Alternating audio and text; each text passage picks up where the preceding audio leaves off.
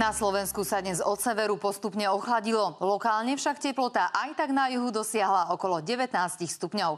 Dobrý večer. Zmenu priniesol studený front, ktorý postupoval smerom na juh.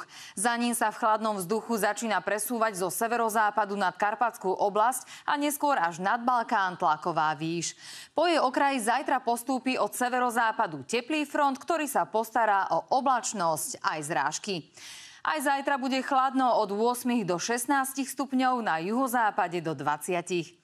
Teplý front prinesie na celé územie dážď, prehánky od stredných polôch postupne do vysokých snehové zrážky. Vietor bude fúkať od juhu do 30 km za hodinu. Neskôr sa zmení na západný. Nad pásmom lesa bude stále búrlivý vietor až výchrica. Okrem toho sa v uvedených okresoch očakáva prízemný mráz do -5 stupňov. V noci bude prevažne polojasno, postupne od severozápadu oblačno až zamračené. Ojedinele sa vyskytne slabý dážď, od 1400 metrov sneženie. Do rána sa ochladí na 8 až 0 stupňov, lokálne aj vo výške 2 metre do -2 stupňov. Ďalší pracovný týždeň sa začne daždivým a chladným počasím. Na západe bude obloha po celý deň pod mrakom. Od severozápadu začne popoludní na viacerých miestach pršať alebo sa vyskytnú prehánky. Teplota 9 až 16, na juhozápade do 20 stupňov. Stred Slovenska bude mať zamračenú oblohu, z ktorej bude na mnohých miestach pršať, prípadne to budú prehánky. Od 1400 metrov, neskôr od 2000 vyššie snehové zrážky. Maxima 8 až 14 stupňov.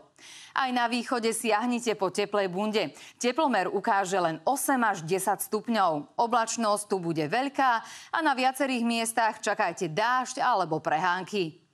Na horách bude z takmer zatiahnutej oblohy na mnohých miestach pršať. Hranica sneženia sa zo stredných polôch zvýši do vysokých.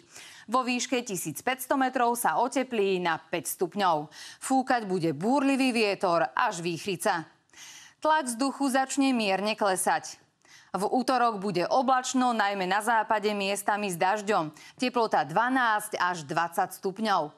Od stredy do piatku bude prevládať polooblačné až oblačné počasie s ojedinelými hmlami. V stredu vystúpi teplota na 14 až 25 stupňov.